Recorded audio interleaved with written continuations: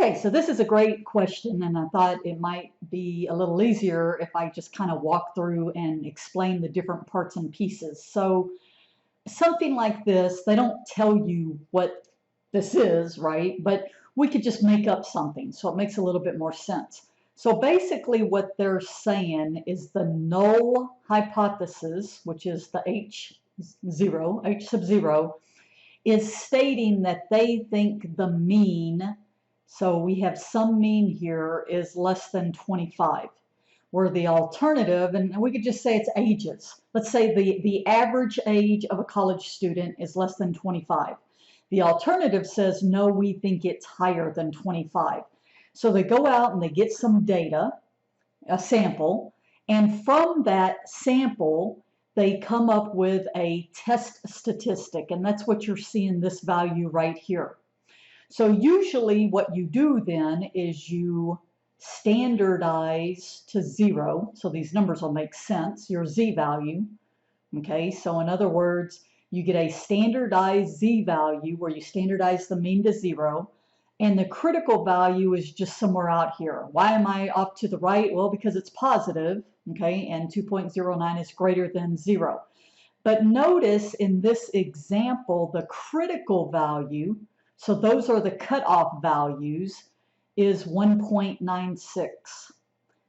So how we interpret this is the test statistic from your data, did it fall in this critical region?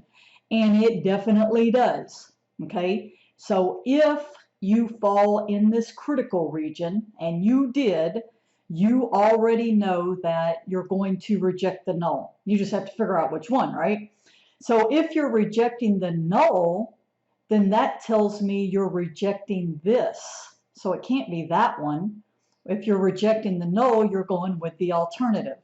And just so, because you asked on the stuff about the p-value, this one they didn't give a p-value, but the p-value is the probability, okay, so the probability that you would reject the null.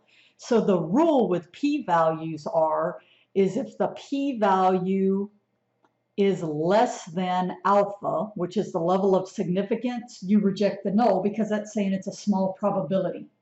So p-values is what's the probability I would reject the null. If you have a small probability, you're going to reject the null. Critical values and test statistic, these calculated z-values, these go together, where p-values and level of significance. So typically you would have a level of significance like 0.05. So we could say, pretend in this example, you actually went in Excel or got a p-value calculator, or they give you the p-value, and they said the p-value was something like, I don't know, this. Well, this would be the same thing. You would reject because the p-value is less than your level of significance.